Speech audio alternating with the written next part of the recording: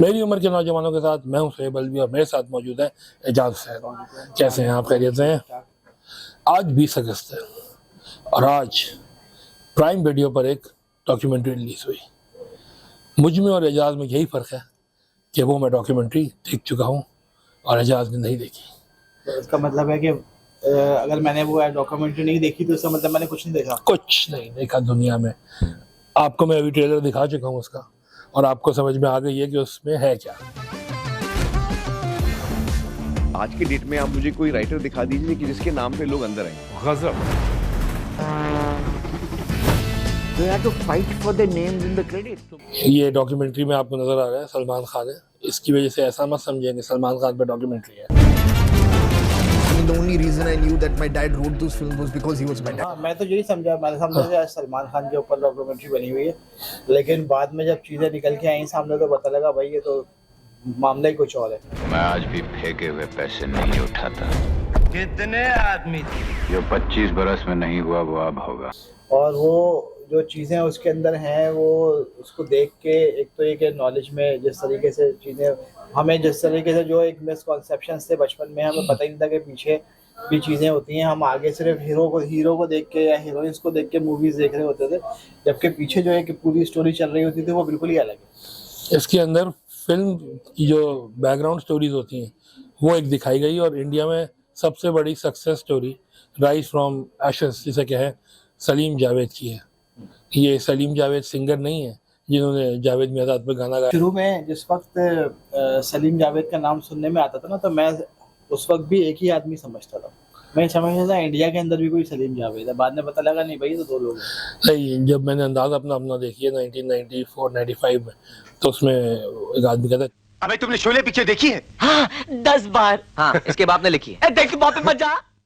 I couldn't get it कि ये क्या हुआ है। हाँ सही बात है, वो इसलिए कि हमें उसका बैकग्राउंड ही नहीं पता था ना पूरी चीज़ का। और फिर जावेद अख्तर से जो हमारी सब लोगों की क्या कहते हैं उनसियत रही है वो गानों के थ्रू रही है। गानों की तरफ मेरा भी जो सबसे पहला इंट्रोडक्शन था ना जावेद अख्तर से, वो जो अलका याग्निक के साथ एल्बम आई थी ना, तो वो उससे मुझे पता लगा था अच्छा भाई ये भी एक शायर हैं जो कि फिल्मों के गाने भी लिखते हैं, और फिर पता लगा जी फिल्मों की स्टोरीज भी लिखते हैं और कहानियाँ भी लिखते हैं और सारी चीज़ें। तो वहाँ से फिर पता लगा जी ये तो शबाना आज़मी के शौहर हैं, फिर शबाना आज़मी के वालिद का पता लगा। तो इस तरह से वो चीज़ें फिर पता चलने शुरू हुई, वरना उससे पहले तो हम लोग सिर्फ फिल्मों के हीरो देख के मूवीज़ देखते थे और उसके आगे पीछे का कुछ सब छोड़ दिया करते थे। जावेद अख्तर और रमेश सिप्पी शोले के डायरेक्टर और जावेद अख्तर से एक मेरा लिंक है। लिंक ये है कि मैं रमेश सिप्पी से मिल चुका हूँ। तो दुबई में फिल्म फेस्टिवल हो रहा था तो वो आए हुए थे, क्योंकि शक्ल जानते थे हम, जब सामने से गुजरे तो मैं मिला, वो बताया कि I am from Karachi. Ramesh Sippy भी कराची हैं भाई, बॉर्न इन कराची। और जावेद अख्तर साहब जो हैं उन मेरे नाना और जावेद अख्तर के वालिद साहब दोनों दोस्त थे। इवन जावेद अख्तर के मामू मजाज मेरे नाना के साथ थे, वो शुरू के अखबारों में के दिनों में। तो जावेद साहब से मेरी मैसेज पे बात हुई थी, लेकिन अब जावेद अख्तर को हमारे मुल्क में एक गाली बना दिया गया है। तुमने सुना मैंने क्या कहा? सुना? इंडिया में एक अलग चीज़ आ गई थी, उनके राइटर्स बहुत अच्छे थे 50s-60s में, ऐसा नहीं था कि बेकार थे। मंटो साहब ने भी इंडिया में फिल्में लिखी है। 50s में आप आए तो 50s में अबरार अलवी होते थे एक, और गुरुदत्त की फिल्में लिखते थे, इंदराज आनंद होते थे, ख्वाजा अहमद अब्बास होते थे, और 60s आते आते अख्तर उल ईमान साहब आ गए। तो ये सब लोग तो थे, लेकिन जो इन्होंने फिल्में बनाई सलीम जावेद ने, एक तो नए थे बिल्कुल यंग, इनका बैकग्राउंड ही नहीं था वो लिखने लिखाने का, शायरी और वो नहीं था इनका बैकग्राउंड। ये लोग खुद बहुत ही इस डॉक्यूमेंट्री में दिखाया गया है कि किस तरह सलीम जावेद दोनों एक यंग एज में उन्होंने अपनी माँ को खोया। तो इनकी एक फिल्मों में एक माँ का असर रहता था, मेरे पास माँ है। सलीम जावेद दोनों ने बताया, सलीम खान ने बताया कि उनकी वालदा को टीबी हो गया था और ये उनके पास नहीं जा पाते थे, तो दूर से देख के वो रोती थी, साइलेंट, मुंह बंद, सिर्फ आंसू क्या। तो वो मैंने उस चीज़ को देखा। और जावेद अख्तर कहता है कि मैं 15 साल का हुआ तो 3 दिन बाद मेरी अम्मा का इंतकाल हो गया। तो वो जो दोनों की अंदर के जो गुस्सा कि अब मेरी अम्मा क्यों मर गई, दूसरे की अम्मा क्यों जिंदा है, मेरे अब्बा क्यों नहीं आते मुझसे मिलने, वो गुस्सा, वो अमिताभ बच्चन की मेकिंग दिखाई है। क्या? तो अगर आप लोगों को अमिताभ बच्चन पसंद है यकीनन पसंद होगा। अगर नहीं पसंद है तो यार जा भाई, जाओ जा। सही बात। और इसमें वो दिखाया है, सलीम जावेद का राइज दिखाया है, सलीम जावेद का फॉल दिखाया है। अच्छा, फॉल भी है भाई इसके हाँ, अंदर। सही है। वो तो हमने सलमान खान के इंटरव्यूज वगैरह सुने हैं। सलमान खान की तो इतनी गुर्बत की कहानियां होती हैं कि कपड़े नहीं थे पहनने को, हाँ। मांग मांग के साइकिल पे घूमता था वगैरह वगैरह। लेकिन सलीम खान फिर स्टेबल हुए माशाल्लाह, उनके बच्चे। और इसके अंदर इतनी अच्छा एक फैमिली वाली फीलिंग आई है कि सबके घर वाले, पूरी घर वाले सब बैठे बातें कर रहे हैं। हाँ, और सब लोग एंगेज है ना पूरी चीज में, और सब लोगों का कंट्रीब्यूशन है। मजे की बात है, सबका कंट्रीब्यूशन है, एक आदमी नहीं है सिर्फ।